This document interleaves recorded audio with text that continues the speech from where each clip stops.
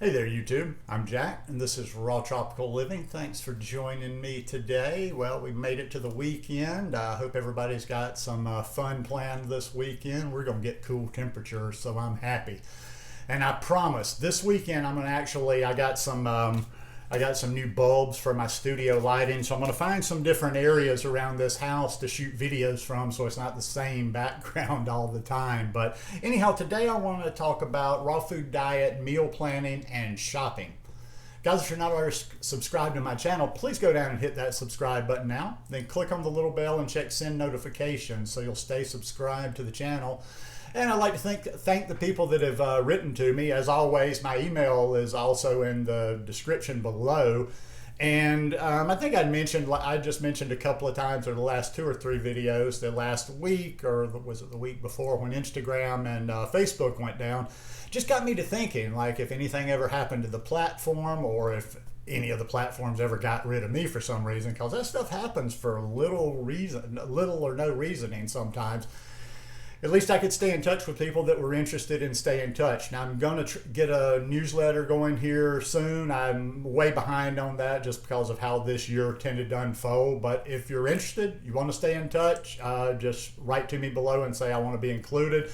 And I'm not going to be spammy. And I'm going to try to, anytime I ever send anything out, to have some information in there. So, raw food diet, meal planning, and shopping.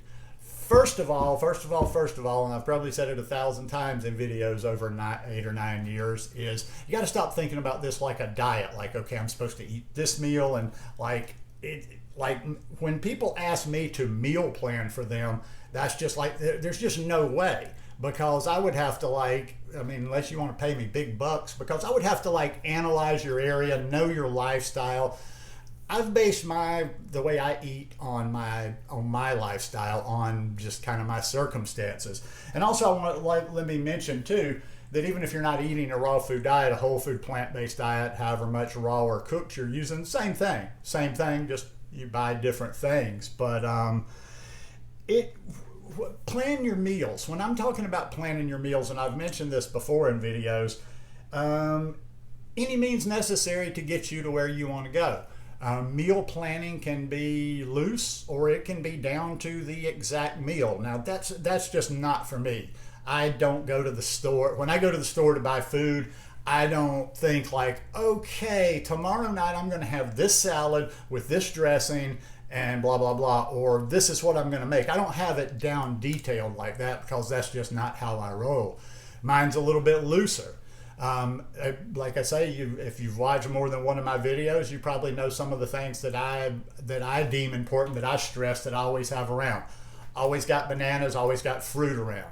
Check, that's out of the way. I've always got greens around. So I'm always buying the things that I use, because however I put them together later, I've got the stuff there. So, like I say, I buy my fruit, I buy my greens, I've got my sprouts that I do myself. I keep dates around because they're handy in dressings. I keep hemp seeds around. And I just kind of keep the things that you see me using all the time. My salads, my nice cream, my green smoothies. And that's what I do. But not everybody's going to, like I mentioned in a video, a couple of videos ago, not everybody's going to eat like me, and I wouldn't expect you to, because I live a very different sort of life. I'm a loner. For 9 years, I've eaten probably 99% of my meals alone. I spend a lot of time alone. So, when you're interacting with other people, maybe you have to, maybe you got kids, maybe you got other people to factor in there. Anyhow, you can plan your meals as loose or as tight as you need to, by any means necessary. Like I say, I like that phrase. And if you need to, do it. Just because I don't do it doesn't mean you've got to try to emulate every single way that I do the way that I eat. If you need to do it, figure out, okay, Monday I'm going to have this. I'm going to have breakfast, lunch, dinner, however you mix it up, if it's in breakfast, lunch, dinner form, or if it's just you eat throughout the day. However you do it, plan it out. When you plan it out, you shop accordingly, and you don't buy anything else.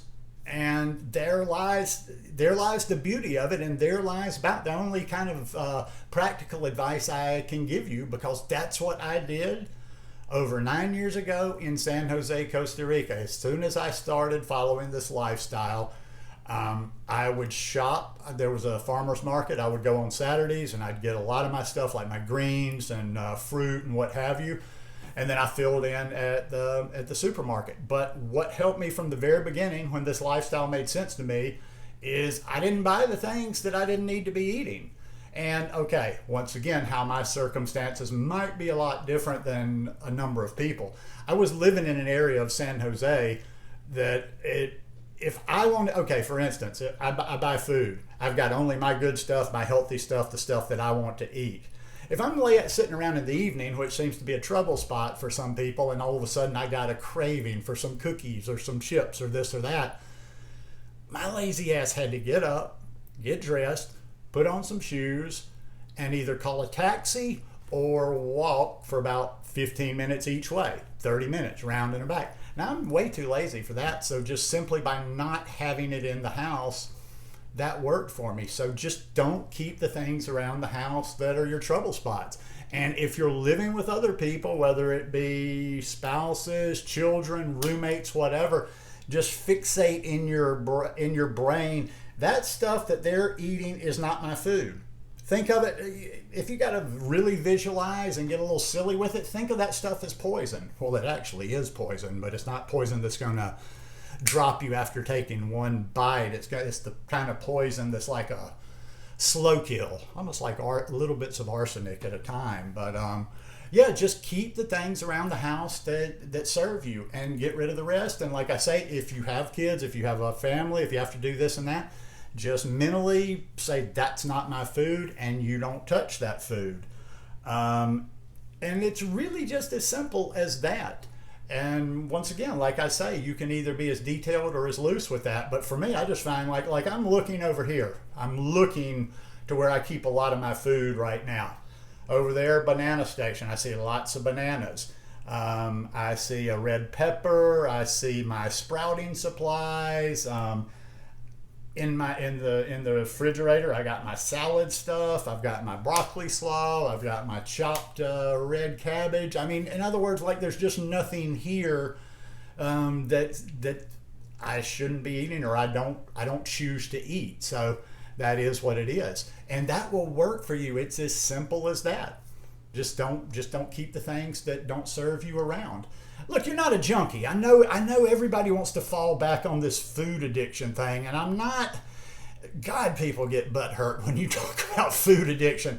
Okay, yes, it exists, but it's not heroin. It's not cigarettes.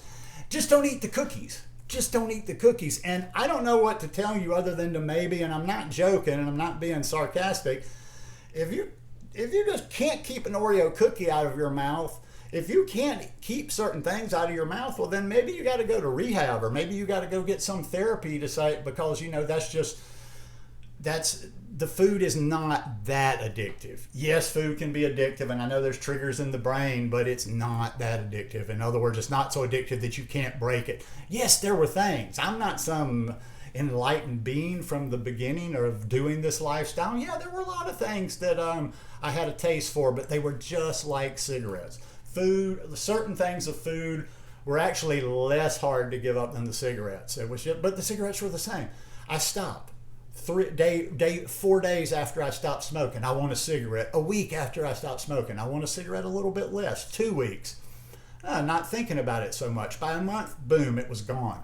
Same thing with food. You just can't keep introducing these bad things into your body, because every time you introduce it in there, it just kind of stirs that addiction up. It stirs those cravings up and just makes you want it more. So yeah, sometimes you got to white knuckle the thing, when you're trying to give up certain things. But I'm just kind of looking, like thinking other people's situations. I didn't really have to deal with that too much because, like I said, and I'll finish with this, I just kind of wanted to do a quick video today. One thing that hit me hard from the very beginning on this lifestyle is there's no limitation. For 9 years, and I am not one of those people that has this super high metabolism. I was fat as a kid. I had to lose weight several times throughout my life, but this was the first time I could eat as much as I wanted all the time. as long as I was making the right choices. And sometimes when I say that, somebody will leave a comment and say, well, if I did this, no. Let me straighten that out for you when people say that kind of stuff. Well, if I did this, I would gain. No, you wouldn't. You wouldn't gain weight. You would not get sick. You wouldn't blah, blah, blah if you did what I'm saying. But if you do that in addition and you're eating the garbage, yes. That's why people will tell you a lot of times, well, fruit will make you fat.